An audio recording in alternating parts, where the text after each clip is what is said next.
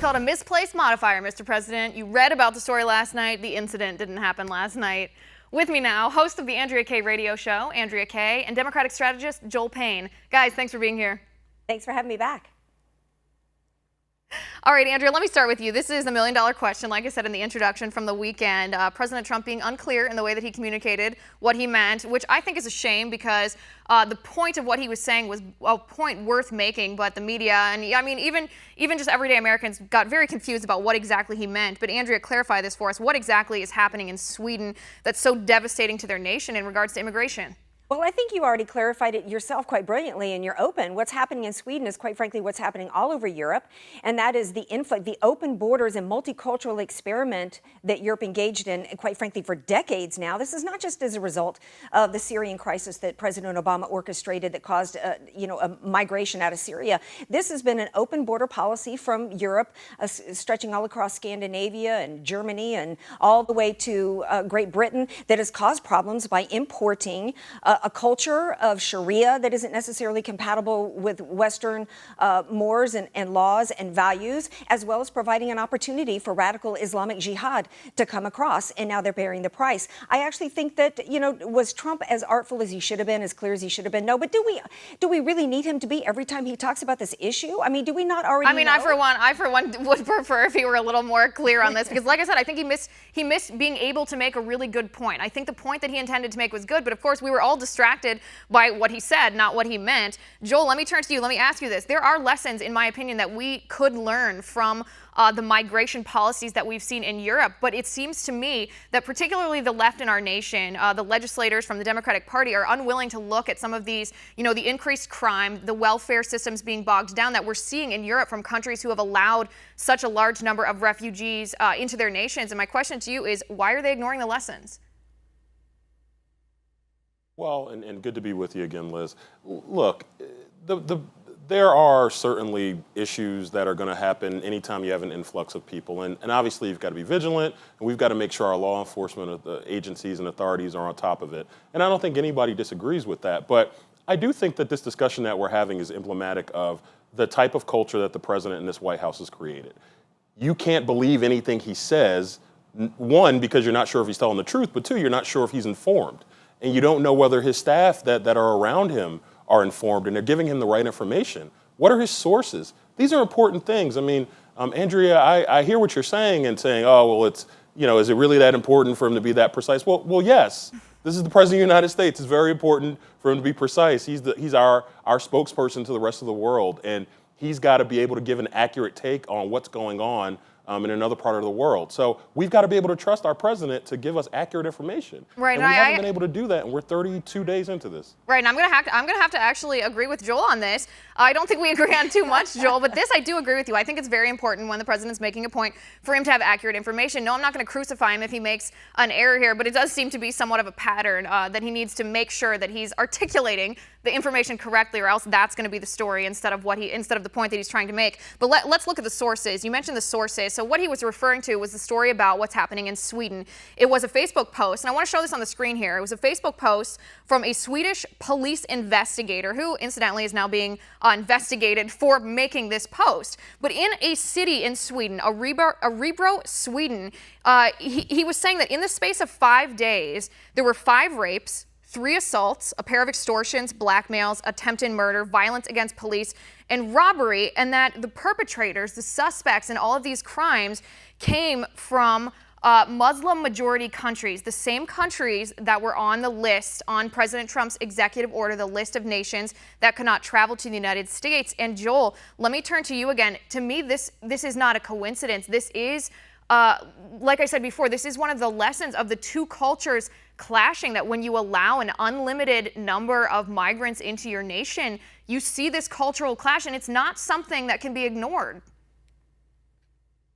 Yeah, but is the inference really, do we think that people from Muslim countries are more violent? I mean, look, we know in our own country, some of our inner cities, not just our inner cities, some of our suburban cities, our rural cities, there's violence there. That's going to happen. That doesn't mean, again, that doesn't mean that if there's a problem and there's a targeted issue, you don't address it. But I have a problem with the inference that there is something wrong with these Muslim countries because there happens to be some crime from some people who are from these countries. Not to mention, there's still a lot of information we've got to find out about this. I did some research, and there seems to be a lot of smoke about what exactly happened, and I don't think we've actually gotten to the bottom of it yet. So I'd want to know a little bit more information before making a judgment like that. Andrea, I think we see the same sort of thing. I mean, it's not just this particular instance in Sweden. We see this in Germany as well. We see this in France. I mean, we saw it the New Year's Eve incident where all the migrant men, molested the young girls and the women. German women, like I said in the introduction, are afraid to go out in the street. And it's not to infer.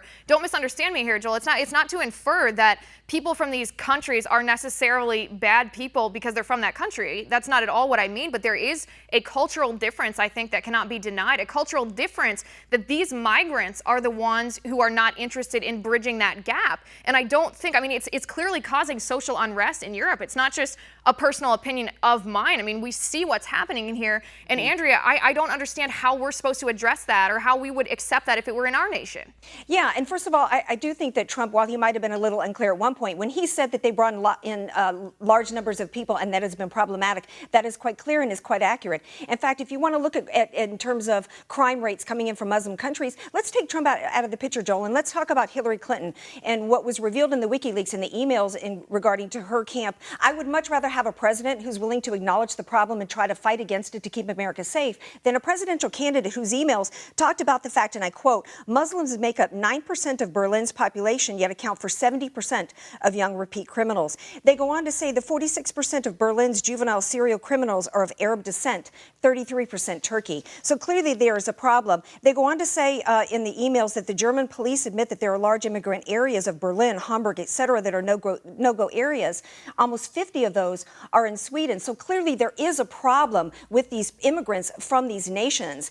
And I don't understand why the left wants to talk about this in hiding and keeping that from the American people, except maybe it's explained by another WikiLeaks email in which the Clinton campaign talked about wanting to continue to keep an unaware and compliant citizenry.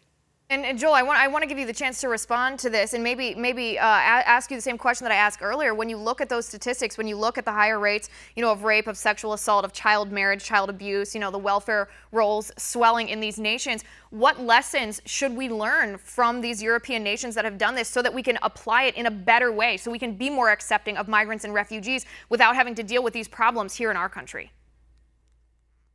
Well, I'll start by saying, it's interesting that we're okay with talking about WikiLeaks. It seems like we have this choosing game with leaks where we're okay with some leaks, but we're not okay with others.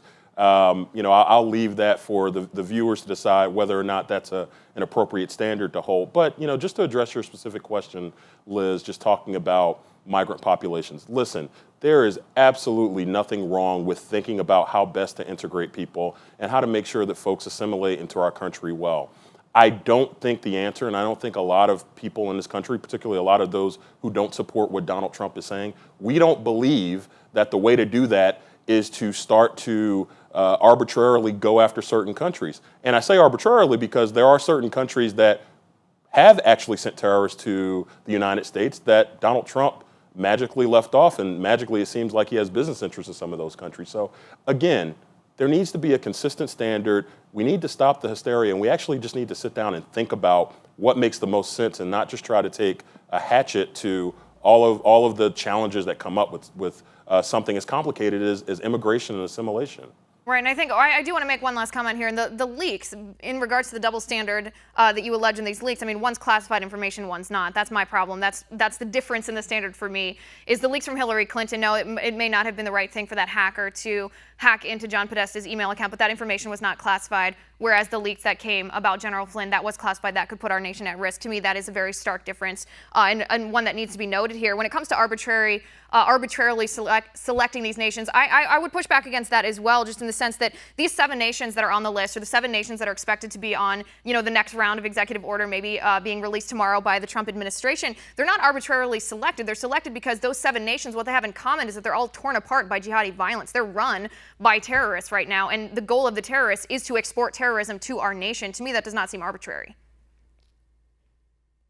Yeah, and I disagree with that, again, because of the selectivity that was involved in the process. Just again, to your point on the leaks, and I hate to be a pest about this, but look, You know,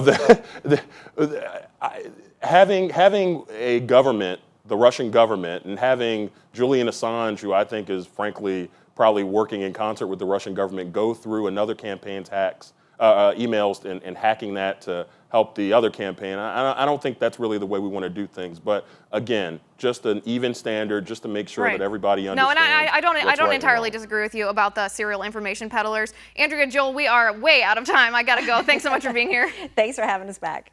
All right, guys, we'd like to know your thoughts on the matter. Tweet me, Liz_Wheeler. We'll be back in 1 minute.